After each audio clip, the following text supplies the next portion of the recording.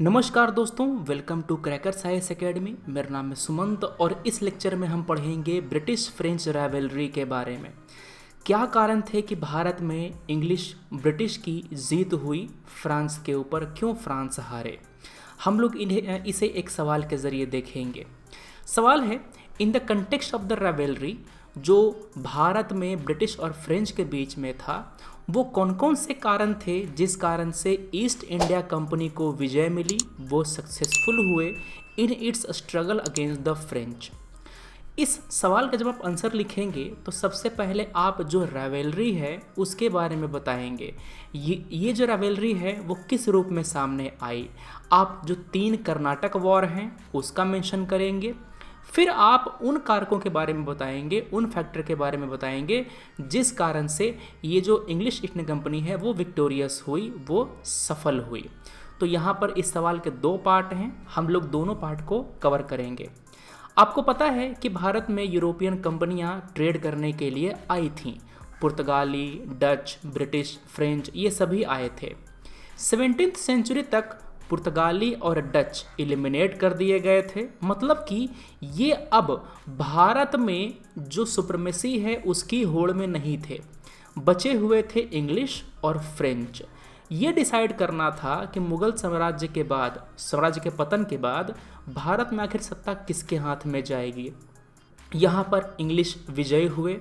इसके कई सारे कारण थे।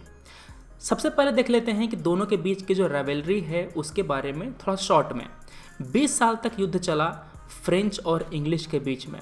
1744 से 1763 तक ये युद्ध था भारत के ट्रेड के लिए, वेल्थ के लिए और भारत की टेरिटरी के लिए।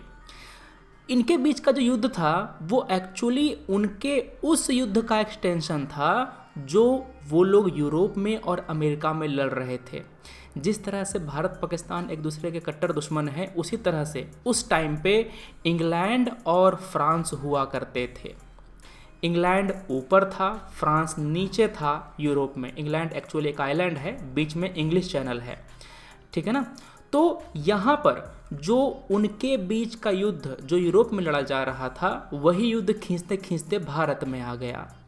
दोनों यहाँ पर ट्रेड करने के लिए ही आए थे, मगर धीरे धीरे वो यहाँ के पॉलिटिक्स में लीन हो गए। यहाँ पर पॉलिटिक्स में उन्होंने देखा कि किस तरह से वो छोटे छोटे राजाओं को हरा करके यहाँ पर पॉलिटिकल पावर हासिल कर सकते हैं। उनका एक जो विजन था वो पॉलिटिकल पावर को हासिल करके यहाँ पर कॉलोनी स्थापित करना भी था, ठीक है। उनकी जो राइवलरी थी ब्रिटिश और फ्रेंच की, वो 3 कर्नाटक वॉर में हमारे सामने आई। हम इन तीनों कर्नाटक वॉर को शॉर्ट में देखेंगे। शॉर्ट में क्योंकि ये तीनों कर्नाटक वॉर एक सेपरेट टॉपिक है, इस पर आपको आधे घंटे का वीडियो अलग से बनाना पड़ेगा, लेक्चर अलग से बनाना पड़ेगा। हमें एक्चुअली वो फैक्टर देखना था ना, इसीलिए हम देख रहे हैं कि क्या क्या कर्नाटक वॉर में हुआ। सबसे पहला कर्नाटक वॉर, यहाँ पर फ्रेंच ने मद्रास को सीज कर लिया था। मद्रास पहले ब्रिटेन के हाथ में था, समझ गए। अब ब्रिटेन ने अपनी आर्मी भेजी फ्रेंच से लड़ने के लिए। ट्रीटी ऑफ एग्ज़ला-चैपल साइन हुआ और ये भारत में साइन नहीं हुई थी। मैंने बताया ना आपको कि फ्रेंच और ब्रिटिश दोनों यूरोप और अमेरिका में लड़ रहे थे, वो उधर ही साइन हुई थी। चूँकि उनकी शांति यूरोप में हो गई, इसी कारण से भारत में भी वो शांत हो गए। मद्रास इंग्लैंड को दोबारा लौटा दिया गया। दूसरा कर्नाटक वॉर तब हुआ जब वो यहाँ के पॉलिटिक्स में शामिल हो गए। यहाँ पर एक राज्य था, एक रजवाड़ा है। इस रजवाड़े में सत्ता के लिए 2 लोगों ने अपना दावा ठोका। एक को सपोर्ट किया फ्रेंच ने, दूसरे को सपोर्ट किया ब्रिटिश ने। अब ब्रिटिश जिसको सपोर्ट कर रहे थे, अगर वो व्यक्ति गद्दी पर बैठ जाता तो इससे ब्रिटिश लोगों को फ़ायदा होता। जिसको फ्रेंच सपोर्ट कर रहे थे, अगर वो बैठ जाता गद्दी पर तो फ्रेंच को सपोर्ट होता, मतलब उसको यहाँ पर फ़ायदा मिलता। यहाँ पर फ्रेंच डिफीट हो गए, फ्रेंच यहाँ पर हार गए। ट्रीटी ऑफ पौंडीचेरी साइन हुई और ब्रिटिश और फ्रेंच के बीच में शांति बहाल हुई। तीसरा कर्नाटक जो युद्ध हुआ वो 1756 में जो 7 ईयर वॉर था यूरोप में हो रहा था, ब्रिटिश और यूरोप इसके बीच में, फ्रांस के बीच में, उससे कोइंसाइड किया। मतलब उनका वहाँ पर झगड़ा शुरू हो गया तो वो लोग यहाँ भी झगड़ने लग गए। ब्रिटेन ने बंगाल को एक्वायर कर लिया, बैटल ऑफ प्लासी पता है ना, 1757। अब जब उन्होंने बंगाल को कैप्चर कर लिया तो वो ज़्यादा मजबूत हो गए। इसके बाद 1760 में बैटल ऑफ वांडीवाश हुआ ब्रिटेन और फ्रांस के बीच में, जहां पर फ्रांस को मुंह की खानी पड़ी। उन्होंने फ्रांस को बुरी तरह हराया। 1763 में ट्रीटी ऑफ पेरिस साइन हुई, जहां पर फ्रेंच फैक्ट्री को रिस्टोर कर दिया गया। यहाँ पर फैक्ट्री का मतलब कारखाना नहीं है, फैक्ट्री का मतलब एक दफ्तर है जहाँ पर वो लोग ट्रेड किया करते थे, जहाँ पर व्यापारी बैठते थे, लेन देन होता था। ठीक है ना, ये एक्चुअली एक टर्म है, ये मतलब ऐसा कुछ नहीं है कि जहाँ पर कुछ मैन्युफैक्चरिंग होती थी, ऐसा कुछ नहीं है। जब ब्रिटेन ने फ्रेंच को उनकी फैक्ट्री वापस लौटा दी तो उन पर एक शर्त रखी कि आप इसको फोर्टिफाई नहीं करेंगे।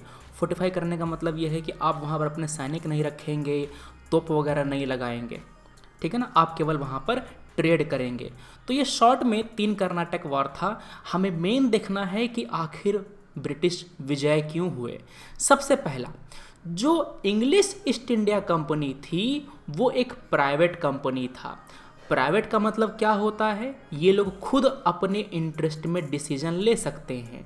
मगर जो फ्रेंच की कंपनी थी वो एक सरकारी कंपनी थी। अब सरकारी कंपनी है तो सरकारी तरह से ही चलेगा। डिसीजन मेकिंग यहाँ पर बहुत ही स्लो हुआ करता था, ब्यूरोक्रेटिक इनफिशिएंसी यहाँ पर भरी हुई थी, जिससे जो होता ना लाल फीताशाही, ये सब चीज़ें, करप्शन बहुत ज़्यादा प्रेवलेंट था। वैसे करप्शन ब्रिटिश वाले में भी था, मगर वो लोग अपनी कंपनी के इंटरेस्ट को पहले देखते थे। समझ में आया? जो फ्रेंच कंपनी थी उसके डायरेक्टर को क्राउन अपॉइंट करता था। अब सरकारी है तो सरकारी तरह से ही चलेगा। इसी कारण से फ्रेंच कंपनी उतना ज़्यादा एफिशिएंट नहीं थी। जो इंग्लिश कंपनी थी वो ज़्यादा एफिशिएंट थी, ज़्यादा बढ़िया कंपनी थी। फ्रेंच कंपनी में लीडरशिप कंटिन्यूअस नहीं रहा। उनका जो गवर्नर जनरल था डुप्लेक्स, बहुत ही बेहतरीन गवर्नर जनरल था। फ्रांस की सरकार ने उसको वापस बुला लिया। ये बहुत बड़ी गलती थी उनकी, क्योंकि ये बहुत बढ़िया यहाँ पर कमांडर था। अब डुप्लेक्स के आने के बाद, इसके बाद जो लोग आए वो फ्रांसिस कंपनी को संभाल नहीं पाए, और जो ब्रिटिश कंपनी थी उनके पास बहुत ही बेहतरीन लीडर थे, आयरकूट, लॉरेंस और उनका रॉबर्ट क्लाइव। चूँकि फ्रेंच कंपनी के गवर्नर जनरल को सरकार कभी भी बुला सकती थी, इसी कारण से फ्रेंच कंपनी में कभी लॉन्ग टर्म पॉलिसी उतनी नहीं बन पाई जितनी अच्छी पॉलिसीज ब्रिटिश कंपनी बना पाए। तीसरा जो कारण था वो था नेवल सुप्रीमेसी। ब्रिटिश नेवी बहुत ही ज़्यादा बेहतरीन थी, फ्रेंच की तुलना में बहुत ज़्यादा उनके पास शिप्स थे, ज़्यादा उनकी शक्ति थी। वो अपनी शिप को कभी भी भेज सकते थे जहाँ पर ज़रूरत पड़े, और फ्रांस के जो कंट्री है और उनकी कॉलोनी है उनके बीच में लिंक को वो तोड़ सकते थे। जब उनकी आर्मी ही नहीं पहुँच पाएगी फ्रांस से भारत में तो वो लोग लड़ेंगे कैसे। अंग्रेज़ के पास 3 मेन सेंटर थे भारत में, कलकत्ता, बॉम्बे और मद्रास। फ्रेंच के पास केवल पौंडीचेरी था। अब एक जगह कंट्रोल करके कितना कर सकते थे वो। ब्रिटेन के पास आर्मी कलकत्ता, बॉम्बे, मद्रास तीनों जगह पर थी, वो भारत में काफ़ी ज़्यादा शक्तिशाली हो चुकी थी। ब्रिटेन ने एक काम ये किया कि उन्होंने कभी भी ट्रेड को नीचे नहीं रखा, उन्होंने ट्रेड को हमेशा ऊपर रखा।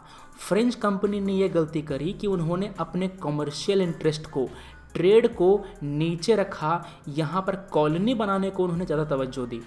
चूँकि उन्होंने ट्रेड को नीचे रख दिया, ट्रेड पर ध्यान नहीं दिया, तो उनके पास फाइनेंस की कमी हो गई, पैसे की कमी हो गई। अब चूँकि पैसे नहीं थे तो वो उतनी बड़ी आर्मी खड़ी नहीं कर पाए। ब्रिटिश कंपनी के पास दनादन दौलत बरस रहा था बंगाल के ट्रेड से, पता है ना, डुअल गवर्नमेंट लग गया था वहाँ पे, ठीक है ना। जो प्लासी का युद्ध था उसके बाद से मीर जाफ़र, मीर कासिम, यही सब वहाँ पर होता रहा, और बंगाल के जो दौलत है उसको ब्रिटिश ने बढ़िया से इस्तेमाल किया। तो इस कारण से ब्रिटिश जो सेना थी बड़ी हो गई और काफ़ी शक्तिशाली हो गई। ये सभी कारण मिल कर के ये इंश्योर कर दिया कि ब्रिटिश फ्रेंच से जीतेंगे।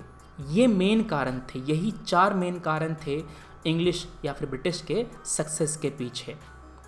क्लियर है। अब ये जो क्वेश्चन है उसका आप जवाब दे पाएंगे। उम्मीद है आपने नोट बना लिया होगा।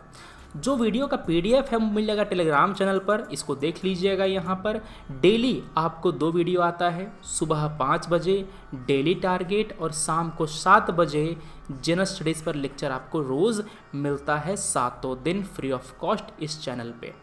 अच्छा लगे तो लाइक, खराब लगे तो डिसलाइक। चैनल को सपोर्ट करने के लिए इस वीडियो को शेयर कीजिए दोस्तों के साथ।